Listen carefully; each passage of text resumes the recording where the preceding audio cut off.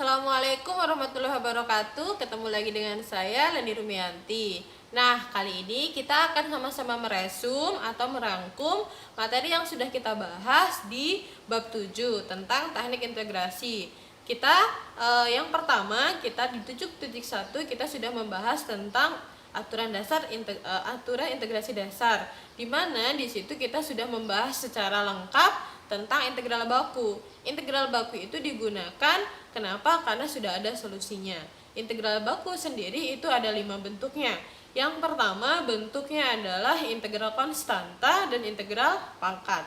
Untuk konstanta cuma ada satu tipe, sedangkan untuk integral konstanta itu ada 2 tipe, di mana pangkat yang pertama itu bernilai -1, sedangkan pangkat yang kedua itu tidak sama dengan -1. Selanjutnya, tipe yang kedua dari integral baku adalah integral dari eksponensial. Di situ ada 2 tipe. Selanjutnya, untuk yang ketiga adalah integral trigonometri. Di situ ada 8 tipe.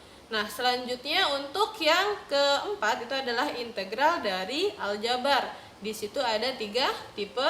Dan yang terakhir adalah integral hiperbolik, yaitu ada 2 tipe. Untuk tiap-tiap tipe Anda bisa baca kembali seperti itu. Selanjutnya kita sudah membahas di 7.2, yaitu tentang integral parsial.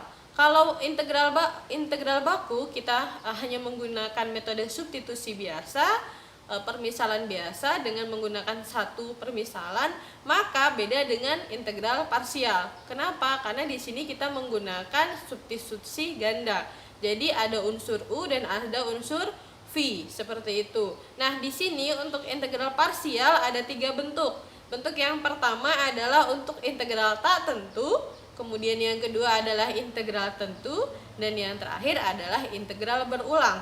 Untuk integral berulang, jadi di sini permisalannya juga dilakukan secara berulang.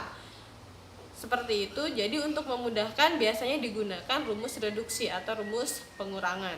Nah, kemudian kita lanjutkan di bab 7.3. Kita membahas lagi lebih detail lagi tentang integral trigonometri. Nah, untuk integral trigonometri di sini bentuknya ada 5. Ada 5 bentuk.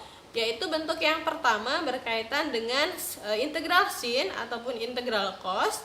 Anda di sini harus bisa dan harus mampu membedakan kapan Anda menggunakan identitas Pitagoras dan kapan menggunakan identitas setengah sudut. Jika pangkatnya dari sin ataupun dari cos itu adalah bilangan ganjil, maka identitas yang Anda gunakan adalah identitas Pitagoras. Akan tetapi, jika n-nya adalah bilangan genap, maka yang Anda gunakan adalah identitas setengah sudut. Nah, selanjutnya tipe yang kedua itu adalah integral dari sin dan cos. Masing-masing punya pangkat m dan n. Dan di situ Anda juga di sini adalah kombinasi dari yang pertama tadi. Anda harus menentukan kapan Anda menggunakan identitas yang Pitagoras maupun identitas yang setengah sudut. Selanjutnya yang tipe ketiga itu adalah integral dari sin dan cos. Di sini ada 3 tipe lagi, dipecah lagi jadi 3. Integral dari sin cos, kemudian sin dan cos. Selanjutnya yang keempat itu adalah integral dari tangen dan integral dari kotangen. Dan yang terakhir ini adalah integral dari tangen dan sekan, kemudian kotangen dan kosekan, seperti itu.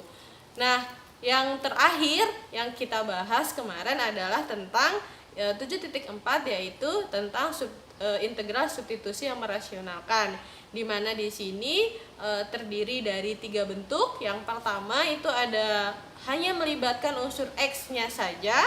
Kemudian yang kedua di situ melibatkan unsur x kuadrat. Untuk yang melibatkan x kuadrat itu masih dipecah lagi menjadi 3, yaitu yang pertama akar dari x kuadrat a kuadrat minus x kuadrat. Kemudian tipe yang kedua akar dari a kuadrat plus x kuadrat. Dan yang tipe ketiga adalah akar dari a kuadrat min x kuadrat. Dan yang terakhir adalah tipe dari a kuadrat plus x kuadrat plus bx plus c. Nah, demikian rangkuman kita dari bab 7.4. Maaf, untuk bab 7 yaitu tentang teknik integrasi. Jadi harapannya setelah materi ini usai, Anda sudah bisa yang pertama tentang integral baku. Jika ternyata yang Anda temui bukan integral baku, maka Anda harus bisa membuat dia menjadi integral baku. Kemudian yang kedua, ternyata pada saat Anda menggunakan metode substitusi tidak bisa, Anda harus menggunakan substitusi ganda, yaitu dengan integral parsial. Selanjutnya Anda juga harus mampu menyelesaikan soal-soal yang berkaitan tentang integral trigonometri, dan yang terakhir adalah integral dengan substitusi yang merasionalkan. Semoga bermanfaat. Jangan lupa terus selalu berlatih dan berdoa agar diberi kemudahan saat mengerjakan soal-soal. Sekian dari saya. Assalamualaikum warahmatullahi wabarakatuh.